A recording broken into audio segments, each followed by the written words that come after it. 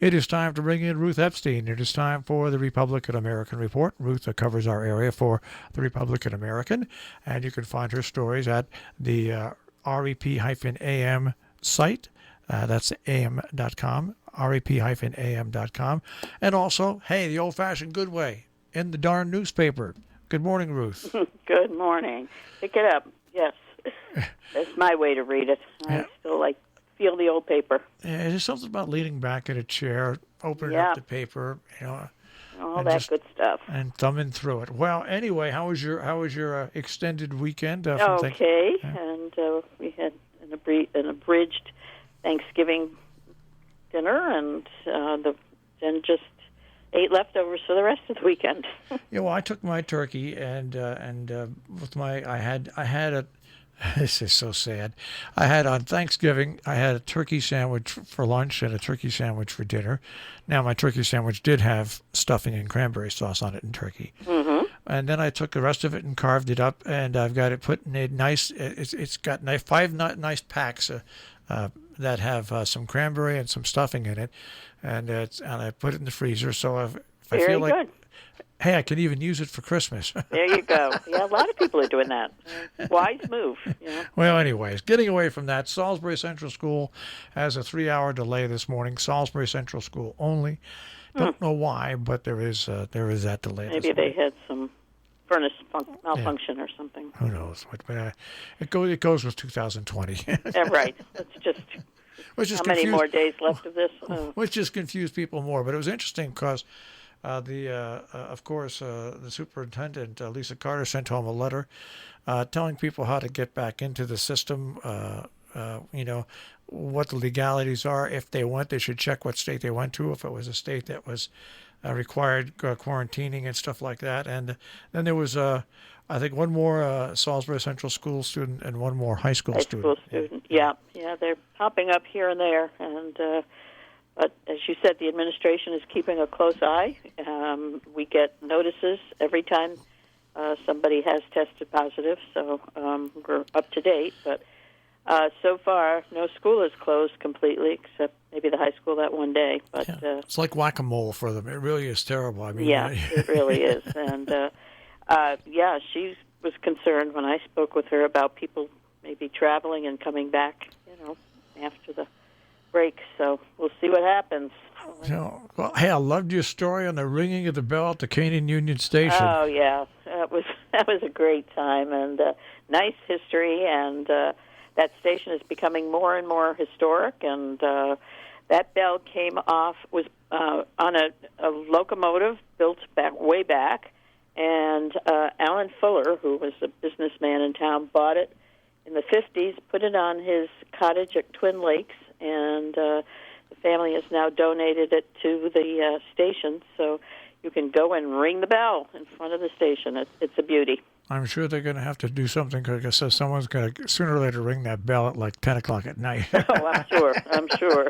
And it's got quite the peel, but I can quite imagine. uphill, yes, in more ways than one. But it's great. And unfortunately, the museum, I think, is still closed because of COVID, but It is fabulous.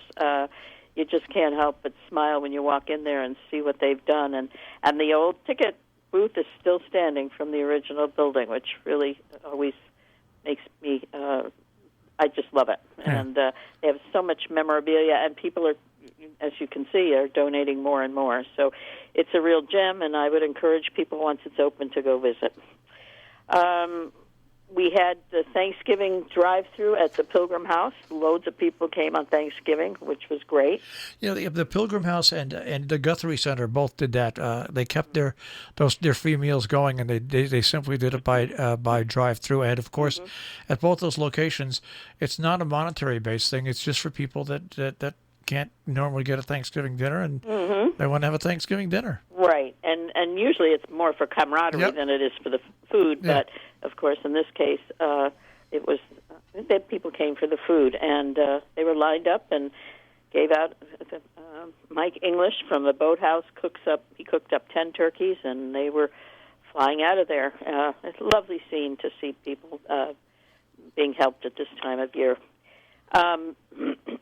Also, the FFA had a great Zoom ceremony where two of the alumni, Lauren Murtaugh and Mari Cullerton, were awarded the highest honor, the American FFA award. It's very few out of the hundreds of thousands who are members throughout the country receive this, and these two women are just incredible. If you read their bios in their short lives, what they have done is just fabulous. And Lauren is president of the state chapter, which is quite an honor. Nicely done, as they always do at the Ag Ed department. Always put on a good show. And looking ahead, we have Cornwall Selectmen tomorrow night. Yep. It's a crazy week because Monday is still November and Tuesday is December. And lots of talks at the Scoville Library this week, some great talks. On Thursday, they're talking about Richard Rothstein is going to talk. He's an author on. He's going to talk on about segregation in America, and on Saturday they're giving a talk about black families in the early part of this century in Lakeville, which really sounds fascinating. The Caesar family. Those of people who are staying home, close to home, just click on your Zoom and listen to these talks. They are just fabulous. You know, and Noble Horizons and Salisbury Bank have gotten together. They've got a Zoom conference on Internet security for you folks that are fairly new to the Internet and you want to know how to know if you're being hacked or if you've been hacked. That is a free thing that you can check in with noblehorizons.org. And you can join that Zoom meeting as well. And last night, Canaan kicked off the holiday season with its Parade of Lights, and I did not get up there, but I hear it was a great success. If you look on Facebook, you'll see all sorts of beautiful lit trucks and cars and things going through town. No gathering afterwards, but this was just as good having, being able to go out, stand outside, and watch them come by. So. In an abbreviated way, people are still celebrating and hopefully carefully and trying to do the best they can with what the circumstances are. Well, just a reminder about the holiday store at the high school is open. Trees, wreaths, poinsettias, you name it. Those kids work so hard, and they will be very careful if you go and get your tree or whatever to...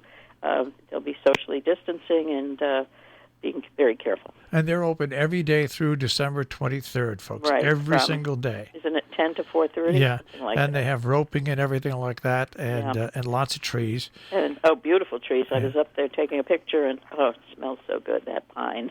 So go support the kids and get your tree. And this weekend in Falls Village, they have their tree lighting ceremony, and that is their drive-by ceremony. Oh, really? Yeah, that's going to be held this weekend, a drive-by ceremony in Falls Village. And then, of course, you have the Salisbury Fire Department has the Visit from Santa, that if you want to visit from Santa, you can contact them, and they'll see if there's still room for them to visit. I think that's happening over in Amenia as well. And I have not heard yet. And then, of course, in Salisbury, they have a gingerbread house contest, also a lighting contest, which is being put on. You can find those announcements on our webpage as well. Same with Canaan has a lighting contest.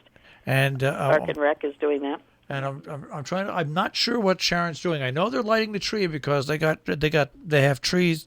They stream the lights already. They've already tested them. So, but there's no announcement that I don't think there's going to be any gathering on the green. I think it's going to be you drive by. There are little trees along the street this year too, aren't there? Yeah, they moved it not only from Lakeville and Salisbury, but now also Sharon has some trees that are in front of houses as well. Absolutely. Yeah, great. So. The Christmas spirit is here, albeit a little different from other years, but you can get in your car and drive around and see things and see the lights and see the spirit of the season. Now, there's a house in between Salisbury and Sharon. It's on the left-hand side, if you're going towards Salisbury, it's right before you get to the town line. If you're coming from Salisbury, it's right after. And There's a house that's back in the woods, and the lights are on this year. And what they do is they put up on incredibly high trees. They put up very bright stars, and then they add different trees get turned on as they get closer to Christmas. And when you drive through there and it's dark, it is the most unbelievable, wow. and it's a calming sight. And especially this year, maybe on top of it all, Wow. it's just a real calming sight. And Wonderful. Oh, yeah. I'll have to go by. And You got to see go it. by there when it's dark, and it really is amazing. And if it's snowing, and if it's foggy, I mean, it really is an amazing sight. It really is. So Lovely. Well, this whole area is beautiful, and when it's lit up for the holidays, it's even prettier. So, all right, lots Ruth. to do. Well, hopefully we'll be out there and getting some news this week. I'm sure something, as we always say, will turn up. All right, just wear your poncho today. Okay, have a good week, Marshall. Take care, Ruth. You too. Bye-bye. Ruth Epstein from the Republican-American with the Republican-American Report here on Robin Hood Radio. You can find her stories in the paper and also rap-am.com on the web.